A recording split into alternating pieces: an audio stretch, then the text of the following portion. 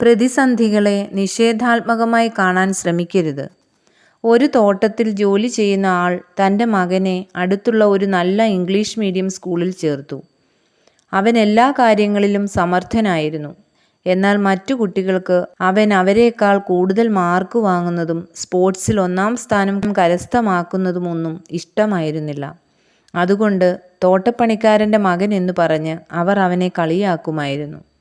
ഒരു ദിവസം സ്കൂളിൽ നിന്ന് വന്ന അവൻ അച്ഛനോട് പറഞ്ഞു, ഞാൻ ഇനിയും ആ സ്കൂളിൽ പോകുന്നില്ല.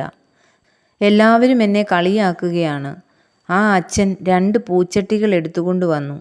ഒന്ന് മകൻ്റെ കയ്യിൽ കൊടുത്തു. അവനോട് പറഞ്ഞു, നീ അവിടെ ചവറുകൾ കിടക്കുന്നിടത്ത് നിന്ന് കുറേ മണ്ണെടുത്ത് ഈ ചട്ടിയിൽ നിറയ്ക്കുക.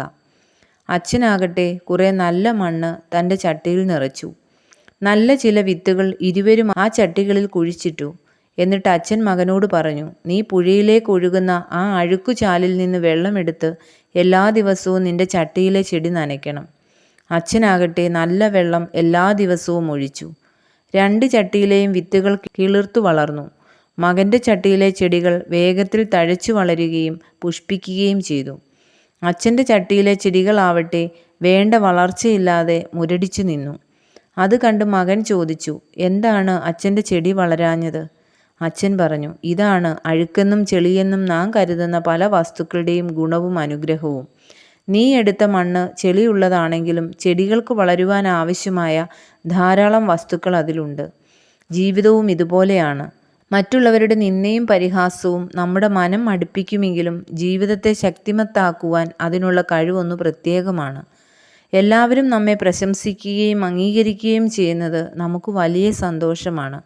എന്നാൽ പ്രതികൂലങ്ങളെ തരണം ചെയ്യുന്നതിന് അവ മിക്കപ്പോഴും നമുക്ക് സഹായകരമാവില്ല. നല്ലതെന്ന് നാം കരുതുന്നതെല്ലാം ജീവിതത്തിൻ്റെ വളർച്ചയ്ക്ക് നല്ലതാകണമെന്ന് നിർബന്ധമില്ല. എല്ലാവിധ സുഖ സൗകര്യങ്ങളും ഉണ്ടായിരിക്കുക എന്നതല്ല ജീവിതത്തിൻ്റെ മഹത്വം. പിന്നെയോ മൂല്യസമ്പുഷ്ടമായ ഒരു ജീവിതം നയിക്കുന്നതാണ്.